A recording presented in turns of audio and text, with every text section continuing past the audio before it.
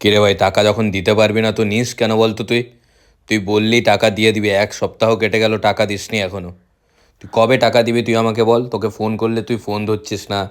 তুই কবে টাকাটা তুই কবে দিবি বল আমাকে। না না, তুই আমাকে বল তুই টাকাটা কবে দিবি। চুপ আছিস কেন বল। আরে কিছু তো বল। আমি তো ফোন করেছি, তুই একটা তো ডেট দিবি, কিছু তো বলবি। আবার চুপ থাকে। আরে কিছু তো বল। ভাই তুই হয়তো ভাবছিস আমি ইচ্ছে করে টাকা দিচ্ছি না, কিন্তু বিশ্বাস কর তুই ঠিক ভাবছিস। মানে আমার এটা ভেবে খারাপ লাগছে যে তোর সাথে দেখা হলে চোখে চোখ মেলাবি কি করে তুই। কিন্তু ভাই খারাপ সময় সবারই আসে, লজ্জার কিচ্ছু নেই। বিন্দাস আমার দিকে চেয়ে কথা বলবি, নিজেকে একদম দোষ দিস না, তোর কোনো দোষ নেই।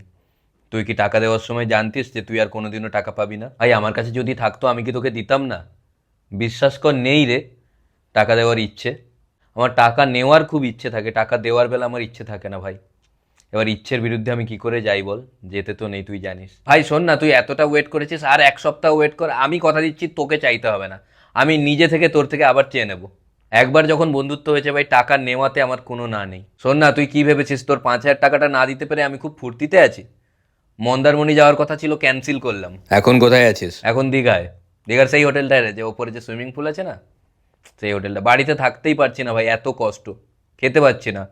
বন্ধুদের সাথে পার্টি করে করে দিন কাটাতে হচ্ছে, প্রত্যেক দিন পার্টি। ভাই টেনশনের কিচ্ছু নেই, তোর ব্যাংক অ্যাকাউন্ট ডিটেলসটা আমার হোয়াটসঅ্যাপে পাঠিয়ে রাখ। আমি কথা দিচ্ছি আমার অ্যাকাউন্টে টাকা ঢুকলে সবার আগে আমি মন্দারমণি যাব, তারপরে টাকা বাঁচলে তোকে টাকা পাঠিয়ে দেবো। না না, তুই আমার টাকাটা কবে দিবি বল। না তুই নিস মানে আমি কেন অবাক তাহলে? হচ্ছি, তুই কেমন টাইপের বন্ধু রে? আমি কিন্তু হতাশ হলাম। এক তো তোর বিপদে আমি তোর থেকে টাকা নিলাম, কিচ্ছু ভাবিনি যে হ্যাঁ না আমার বন্ধু, কোনো ব্যাপার না, একটা বিশ্বাস আছে, আমি টাকা নেব। টাকা নিলাম। এখন মানে থ্যাংক ইউ বলিসনি, উল্টে তুই এখন টাকা চাইছিস। মানে মানুষ কত নির্লজ্জ হতে পারে। একটা কথা মাথায় রাখবি, কেউ যদি হেল্প করে না, উপরওয়ালা তাকে হেল্প করে। তো তুই আমাকে হেল্প করেছিস, এই সুযোগটা কে দিয়েছে? আমি চাইলে তো অন্য কাউকে বলতে পারতাম, কিন্তু আমি ভাবলাম না, উপরওয়ালা তোর হেল্প করুক, আমি তোকে চুজ করেছি। এত বড় হেল্প করলাম, থ্যাংক ইউ তো বলিস নি, উল্টে টাকা চাইছিস। ঠিক আছে, তোর ভুল হয়ে গেছে, আমি মানছি, তুই ভুলে টাকা চেয়ে ফেলেছিস। কিন্তু আর নয়, আর একদম টাকা চাইবি না। কিন্তু আমার আবার টাকাটা। না না, তুই কবে দিবি তো আমাকে বলবি, আমাকে একটা পার্টিকুলার তো ডেট অনেক বল। ঝামেলা করছে, পেছনেই পড়ে গেল।